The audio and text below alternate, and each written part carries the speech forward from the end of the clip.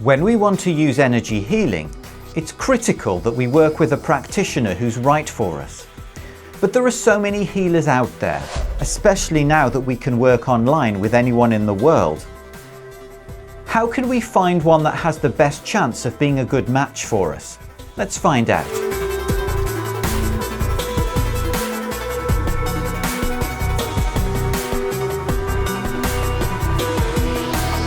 Getting a recommendation from someone you know and trust who's used the healer before is perhaps the best start you can get, though it's not completely foolproof.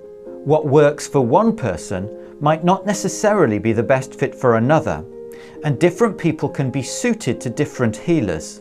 It does, however, give you good evidence that the healer can be effective, and especially if it comes from someone you feel you're quite similar to, it's often the best evidence you can get that they could help you. Even if you're lucky enough to get a good recommendation though, I'd still suggest you undertake the rest of the steps in this video as well. If you don't have a recommendation, then decide which energy healing modality most resonates with you. There are Facebook and other social media groups where you can ask people for their experiences, and then you can look up the methods online and see which resonates with you. I primarily practice the body code and can wholeheartedly recommend that method. Then you can search the web for that term and see which practitioners come up. I'd recommend this one, of course, and then subject them to the following steps.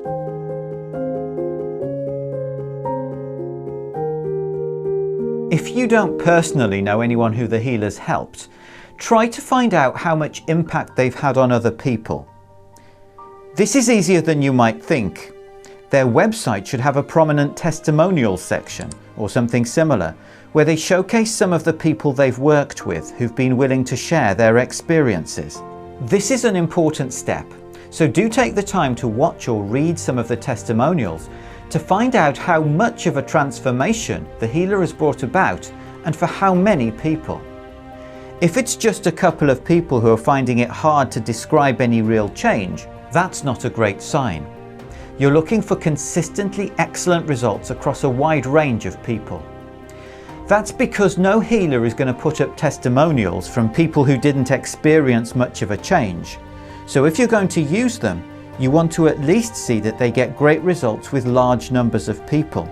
Again, this isn't a 100% guarantee, and a healer who doesn't have any testimonials might also be great and just not very good at keeping up a website, which is, after all, not what you're hiring them for.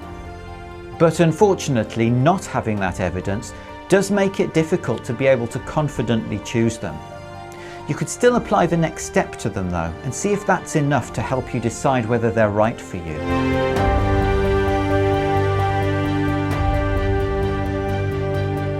Probably the most important factor in choosing a healer is how you feel about them. Do you resonate?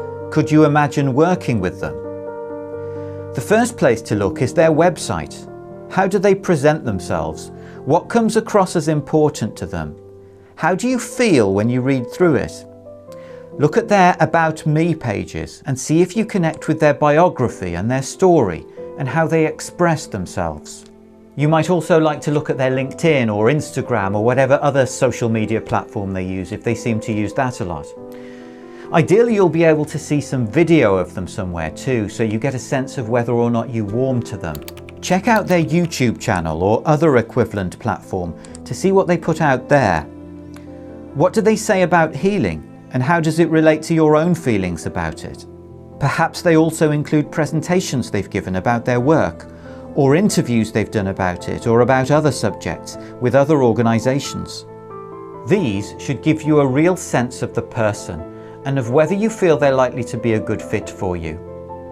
I'm very aware when I make videos like this that some people may be drawn to me, while others may feel absolutely no inclination whatsoever to work with me.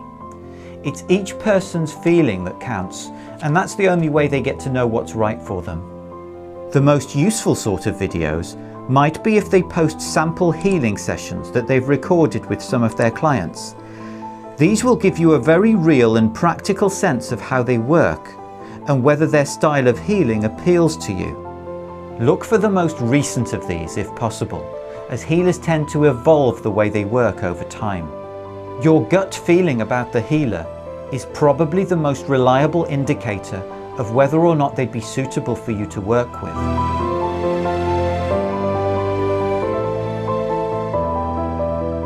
Even after following all the steps we've discussed, there's never a 100% guarantee that the healer you eventually choose will be the right one first time. But this process can perhaps give us the best chance of success. And we need to think of the first session with any healer as the final step of the process. That's why, even if a healer is offering discounted packages of multiple sessions or a subscription, I always suggest avoiding a commitment to multiple sessions before at least one standalone session with any healer. Typically, one session is enough to get some sort of feel about whether you'd like to continue with the healer.